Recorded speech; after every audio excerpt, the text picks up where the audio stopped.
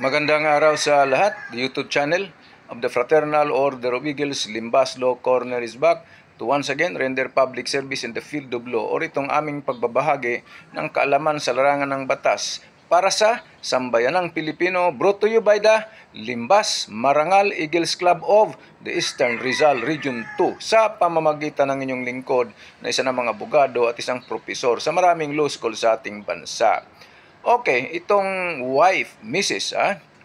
Nilalakad yung piyansa para sa kanyang mister, para makalaya. Okay, nakaipon naman. Siyempre, nag-ambag-ambag yung pamilya. So, nagpiyansa na nga sa isang kaso. Nung makapagpiyansa na, hindi naman pala makalaya. Bakit? Ang sinabi doon, kulang po. Anong kulang? Hindi ba nabuo na naman namin yung nakalagay sa information, bill recommended? Opo, walang problema dyan sa case number 1. Buo na nga. Dalawang kaso. Mayroong case number 2. Mayroong bill recommended na ganito. Dapat magpiyansa din. So, nagtanong sa akin, ipinasa yung resolution, yung dispositive portion na tinatawag. Sabi ko, tika muna, dalawa yung kaso nga. Nakalagay doon, it is respectfully recommended that the respondent be charged for 2 counts of. Kung dalawa, hindi isang kaso lamang.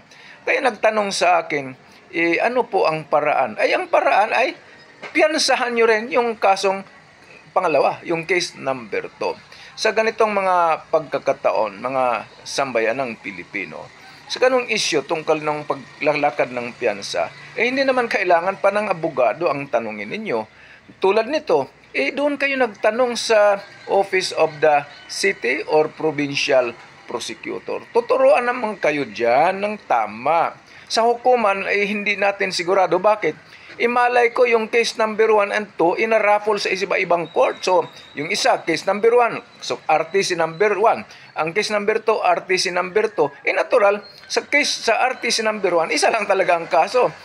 Meron naman pala doon sa RTC number 2. Kaya, magtanong sa Office of the Provincial or City Prosecutor para naman malunasan ang inyong problemang legal. Tulad nito, tungkol sa pagpiyansa ng 2 kaso, ang naipon nila ay para lamang sa isang kaso lamang. Nakakalungkot kasi hindi siya makalaya sa ngayon, December 24, December 24, 2024, hindi siya makalaya. Right? Sa ngayong araw na to, hindi. Maraming salamat at sana nakatulong na naman itong aming club, yung Limbas Marangal Eagles Club of the Eastern Rizal Region 2. Maraming salamat at magandang araw sa lahat.